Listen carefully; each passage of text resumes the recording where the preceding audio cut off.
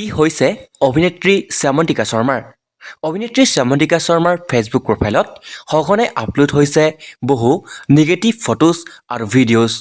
বন্ধুসকল আপোনালোক যিসকলে